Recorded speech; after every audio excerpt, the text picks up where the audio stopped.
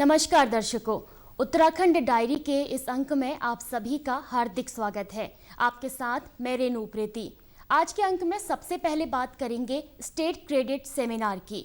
31 दिसंबर 2021 को देहरादून में नाबार्ड द्वारा आयोजित स्टेट क्रेडिट सेमिनार कार्यक्रम में राज्य के मुख्यमंत्री पुष्कर सिंह धामी ने स्टेट फोकस पेपर का विमोचन किया। स्टेट फोकस पेपर क्या है और राज्य के लिए इसकी क्या खासियत है, जानने के लिए देखें हमारी खास रिपोर्ट। विगत शुक्रवार 31 दिसंबर को राजधानी देहरादून में राष्ट्रीय कृषि और ग्रामीण विकास बैंक नाबार्ड द्वारा वर्ष 2022-23 के लिए स्टेट क्रेडिट सेमिनार का आयोजन किया गया। सेमिनार में सूबे के मुख्यमंत्री पुष्कर सिंह धामी ने सेमिनार की अध्यक्षता एवं कार्यक्रम के उद्घाटन के लिए शिरकत की। कार्यक्रम में कृषि मंत्री सुबोध उनियाल व सहकारिता मंत्री डॉक्टर धन सिंह रावत भी मौजूद रहे। नाबार्ड के मुख्य महाप्रबंधक AP दास ने अतिथियों का स्वागत किया। इसके साथ ही मुख्य प्रबंधक ने अपने वक्तव्य में स्टेट फोकस पेपर तथा PLP की पृष्ठभूमि पर प्रकाश डाला। नाबार्ड के एनुअल स्टेट क्रेडिट सेमिनार जो हर साल हम करते हैं, ये 80 दशक से हम करते आ रहे हैं, तो लास्ट 30 इयर्स 30 साल हो गए। क्रेडिट प्लानिंग एक्सरसाइज जो लीड बैंक स्कीम के तहत लेट 70 से भारतवर्ष से शुरू हुआ था, उसका एक नया रूप देने के लिए 1990 से पोटेंशियल लिंक क्रेडिट प्लान का तैयारी शुरू हुआ, जो हम हर जिला में करते हैं हर साल। और प्रश्न ये है कि जब एनुअल क्रेडिट प्लान बनता है तो पोटेंशियल लिंक क्रेडिट प्लान क्या है। इसमें जब पहले हमारी एनुअल क्रेडिट प्लान बनता था तो उसमें बैंकों की तरफ से बहुत सारे सुझाव आते थे कि क्रेडिट को बढ़ावा देने के लिए अदर डेवलपमेंट प्लान्स जो है वो उसको ओरिएंट करना चाहिए। जैसे सरकारों का जो डेवलपमेंट प्लान है, वेदर इंफ्रास्ट्रक्चर डेवलपमेंट हो या बहुत सारे स्कीम जो सरकार लाते हैं, वो ओरिएंट करना चाहिए क्रेडिट प्लानिंग के तरफ। और ये सारे जो संरचना है सरकार की, राज्य सरकार की, केंद्र सरकार की, ये क्रेडिट को बल देगा। It will provide impetus for the further increase in credit flow. तो उसके लिए एक प्लानिंग बनाना चाहिए जो हम पोटेंशियल लिंक क्रेडिट प्लान के तहत बनाते हैं। पहले तो हम एरिया के ज्योग्राफिक, एग्रोक्लाइमेटिक कंडीशन और फिजिकल रिसोर्सेज के ऊपर क्रेडिट असेसमेंट करते हैं। मैं एक छोटा सा उदाहरण दूंगा। जैसे कि जब कोई जिला में हम क्रॉप लोन का असेसमेंट करते हैं तो उसका एक साइंटिफिक सिस्टम है, जिसके तहत हम क्रॉप लोन कितना पोटेंशियल है असेस करते हैं, टोटल एरिया कितना है, क्रॉप वाइज एरिया कितना है, कितना एरिया इरिगेटेड है, कितना एरिया में डबल क्रॉपिंग का क्रॉपिंग इंटेंसिफिकेशन मोर देन 100% हो, और जितने सारे क्रॉप्स नोटेड डाउन रहते हैं और स्केल ऑफ फाइनेंस के हिसाब से हम उसका पोटेंशियल निकाल देंगे। ये एक तरीका हमने सिर्फ क्रॉप लोन के लिए बताया। हमारे सारे जितने सारे इन्वेस्टमेंट प्रोसीजर्स, जितने सारे इन्वेस्टमेंट सेक्टर्स है, सब सेक्टर्स है, जैसे कि हॉर्टिकल्चर है, एनिमल हस्बेंड्री है, फिशरीज है, फिशरीज का असेसमेंट ऐसे हम करते हैं कि कितने वाटर बॉडीज है, वाटर बॉडीज के हिसाब से ही हम फिशरीज के क्रेडिट प्लान का असेसमेंट करते हैं। इस तरह से हम असेसमेंट करते हैं। लेकिन ये असेसमेंट वहीं पे रुक नहीं जाता है। उसके बाद जो नेक्स्ट जो हमारी पहल रहता है, दैट इज टू असेस के सपोर्ट सिस्टम, इंफ्रास्ट्रक्चर्स क्या क्या है और क्या जरूरी है, सो दैट ये जो क्रेडिट प्लान करेंगे वो रियलाइज हो सकता है। उत्तराखंड के लिए वर्ष 2022-23 हेतु 28,528 करोड़ रुपए की ऋण संभाव्यता का आकलन किया गया है। सेमिनार में मुख्यमंत्री पुष्कर सिंह धामी द्वारा स्टेट फोकस पेपर का विमोचन किया गया। इस अवसर पर सेमिनार को संबोधित करते हुए मुख्यमंत्री पुष्कर सिंह धामी ने कहा कि उत्तराखंड को श्रेष्ठ राज्य बनाने में नाबार्ड का महत्वपूर्ण सहयोग रहेगा व नाबार्ड के सहयोग से प्रदेश में आधारभूत संरचना से संबंधित योजनाओं के माध्यम से सड़कों, भंडारण व्यवस्था, पेयजल, सिंचाई आदि में सुधार हुआ है। सेमिनार में राज्य की अर्थव्यवस्था के विभिन्न क्षेत्रों की विकास नीतियों के निर्माण और कार्यान्वयन में महत्वपूर्ण भूमिका निभाने वाले सभी अधिकारियों को आमंत्रित किया गया, ताकि वर्ष 2022-23 के लिए कार्यनीति और भावी बजट आवंटन से संबंधित निर्णय पारस्परिक विचार विमर्श से लिया जा सके।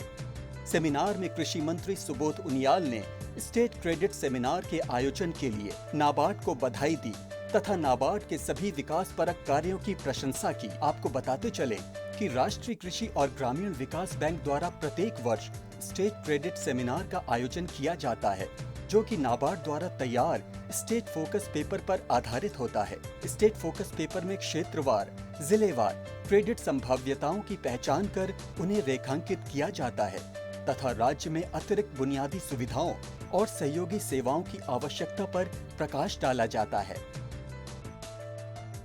नाबार्ड के स्टेट क्रेडिट सेमिनार एक एनुअल इवेंट है, जो हमारे सारे साल में जो हम जितने डिस्ट्रिक्ट लेवल में जितने सारे क्रेडिट प्लान बनाते हैं उसको इकट्ठा करके स्टेट लेवल में हम एक प्रेजेंटेशन करते हैं, जिसमें हम बैंकों को इसमें शामिल करते हैं, गवर्नमेंट डिपार्टमेंट को शामिल करते हैं। और ये जो क्रेडिट प्लान बनता है उसके पीछे जो डेवलपमेंट प्लानिंग की ज़रूरत है वो भी इसी सेमिनार के दौरान हम सामने ले आते हैं। और ये दोनों का जो तालमेल, डेवलपमेंट प्लान और क्रेडिट प्लान, दोनों की तालमेल जो है वो बहुत ज़रूरी है उत्तराखंड के डेवलपमेंट के लिए। राज्य में क्रेडिट फ्लो बढ़ाना बहुत ज़रूरी है बैंकों के तरफ से, क्योंकि हिल एरियाज़ में जो लाइवलीहुड इम्प्रूवमेंट व आजीविका की जो इम्प्रूवमेंट चाहिए उसके लिए क्रेडिट की बहुत बड़ा रोल है। नाबार्ड के तरफ से हम बहुत सारे योजनाएं चलाते हैं जो ग्रामीण क्षेत्र में स्पेशली महिलाओं को और युवा पीढ़ी को रोज़गार दिलाने के लिए जो जिस तरह की एक्टिविटीज़ की जानी चाहिए, छोटे फार्मर्स को उसके प्रोडक्शन कैसे बढ़े, उसका इनकम कैसे बढ़े, ये सारा चीज़ हम ये सारे मुद्दे के ऊपर हम काम करते हैं।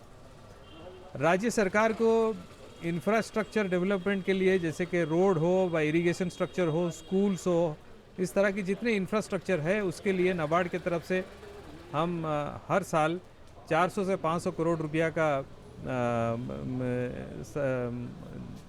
असिस्टेंस देते हैं। और हम चाहते हैं कि bank, state government, central government और नाबार्ड जैसे संस्थाएं साथ आके एक साथ मिलके डेवलपमेंट योजनाएं जो हैं योजना को आगे बढ़ाने में मदद करेंगे। कार्यक्रम में राज्य के विकास में उत्कृष्ट कार्य करने वाले राज्य सरकार के विभागों, एनजीओ, बैंकर्स, एफपीओ व स्वयं सहायता समूह के सदस्यों को मुख्यमंत्री पुष्कर सिंह धामी द्वारा सम्मानित किया गया।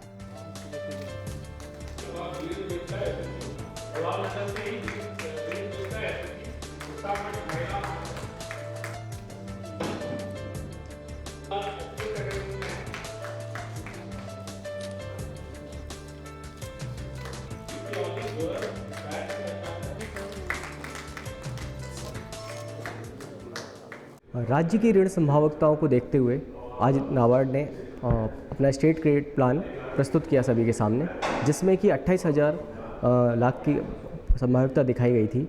यह संभाव्यताएं जो थी जो प्रायोरिटी सेक्टर लैंडिंग को लेकर थी। हमारा राज्य जो कि एक पहाड़ी राज्य भी जाना जाता है, जिसमें कि लिटरेसी रेट देखें तो हम नेशनल एवरेज से अधिक है।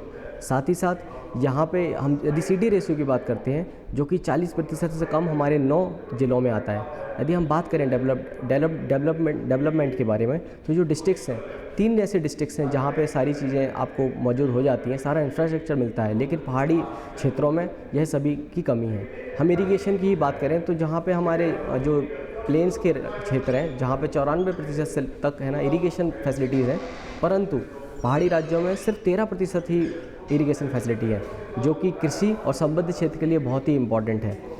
राज्य सरकार इस क्षेत्र में काम कर सकती है। नाबार्ड का RIDF फंड है, जिसको लेके इरिगेशन फैसिलिटीज़ को डेवलप किया जा सकता है, रोड्स को डेवलप किया जा सकता है और बाकी इंफ्रास्ट्रक्चर को डेवलप किया जा सकता है। अभी यदि हम बात करें तो 2 नई एक्टिविटीज़ हैं जिसमें कि RIDF में एलिजिबिलिटी आ गई है, जैसे कि रोपवे और ओवर ब्रिजेस।